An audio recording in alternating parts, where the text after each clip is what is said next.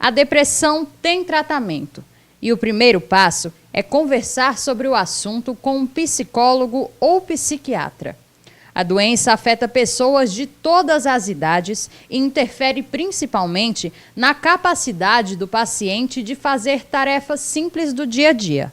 A depressão é um transtorno psiquiátrico ou um transtorno mental, como as pessoas costumam falar, caracterizado por um rebaixamento anormal do humor.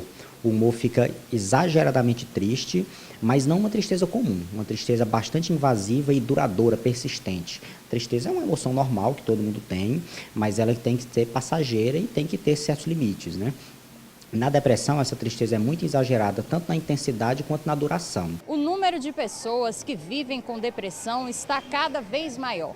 Segundo a Organização Mundial da Saúde, houve um aumento de 18% nos casos. Atualmente, mais de 300 milhões de pessoas sofrem com a doença em todo o mundo. A última década, de 2005 a 2015, houve um aumento muito grande, 18,2%, de pessoas que são diagnosticadas com quadro depressivo. É uma taxa de incidência muito alta, mas cabe a gente refletir realmente que tem tudo a ver com a situação da vivência hoje, das mudanças da sociedade a qual a gente está vivendo. Com o aumento dos casos, muita gente vem confundindo a depressão com outras doenças ou com uma tristeza comum. É preciso ficar atento aos sintomas.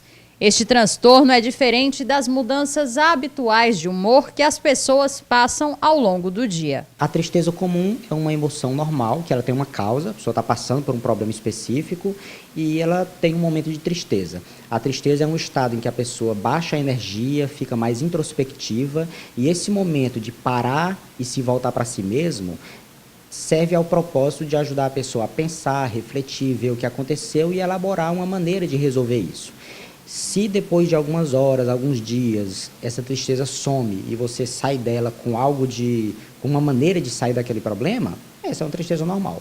Mas se essa tristeza não traz nada de positivo e ela se prolonga muito ao longo do tempo e a pessoa não sai daquilo, aí pode ser um quadro depressivo. E essa diferenciação tem que ser feita por um médico, de preferência um especialista na área de saúde mental. Em alguns casos, o tratamento precisa da intervenção de medicamentos. Já para outros, existem terapias alternativas que dispensam o uso dos remédios.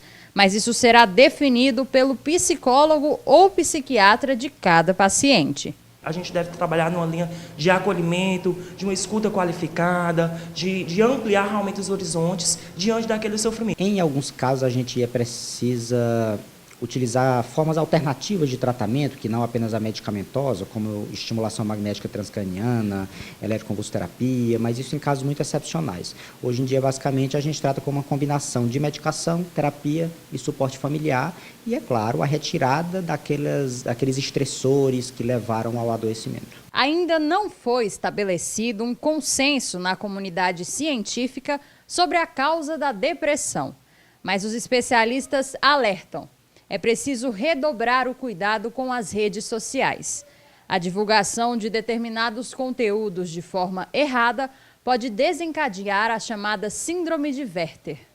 Existe um fenômeno que a gente chama até de síndrome de Werther, que mostra para a gente que quando um caso de suicídio é divulgado de maneira inadequada, ele pode estimular outras tentativas de suicídio em pessoas que estão passando por problemas psicológicos. Então é muito importante que as pessoas saibam que não devem divulgar casos de suicídio com detalhes, com fotos, de maneira inadequada. Não justifica, mas é preponderante realmente o aumento dessas taxas diante da divulgação, como essa informação chega, que tipo de informação é essa. Então é importante que as pessoas fiquem atentas realmente a que tipo de informação elas estão tendo acesso.